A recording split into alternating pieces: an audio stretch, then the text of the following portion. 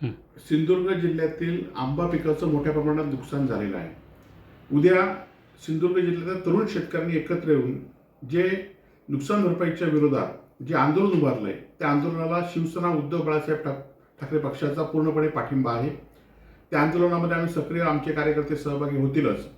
हे आंदोलन पक्षविरोधी आहे, पण त्याचबरोबर या आंदोलनाची पुढची काय दिशा असेल आणि त्यामध्ये सक्रिय सहभाग आमचा शिवसेना उद्धव बाळासाहेब ठाकरेचे सगळे कार्यकर्ते शिवसैनिक करतील.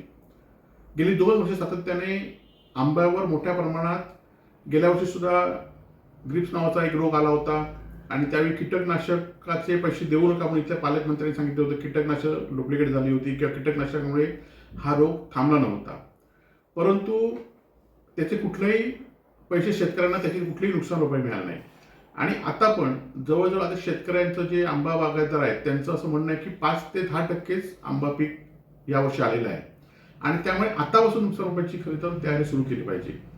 सातत्याने गेले 3-4 वर्ष आम्ही सातत्याने भांडतोय. आंब्यात आणि काजूला पीक विम्याची जी रक्कम आहे ती जास्तीत जास्त मिळाली पाहिजे, ती वेळेवर मिळाली पाहिजे. तरी पण शासन त्याबाबत सातत्याने आंदोलन केल्यानंतर ही नुकसान भरपाई मिळते.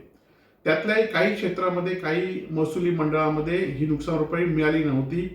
त्या संदर्भात सुद्धा शासनाने किंवा पालकमंत्र्यांनी ही भूमिका घेतली नव्हती आणि त्यामुळे आज शेतकऱ्यांना उद्या आंबा बागायतदाराचे 2 स्वरूप असतात. एक स्वतः शेतकरी आंबा बागायतदार असतो, दुसरा जे आंबा बागा हे बाजूचे शेतकरी आपल्या जवळचे शेतकऱ्यांच्या बागा तयार करायला घेत असतात. त्यामुळे ह्या दोन्ही शेतकऱ्यांना आणि आंबा बागायत करणारे जे शेतकरी आहेत त्या दोघांना आता उपासमारीची किंवा उद्या आत्महत्येची सुद्धा वेळ येऊ शकते.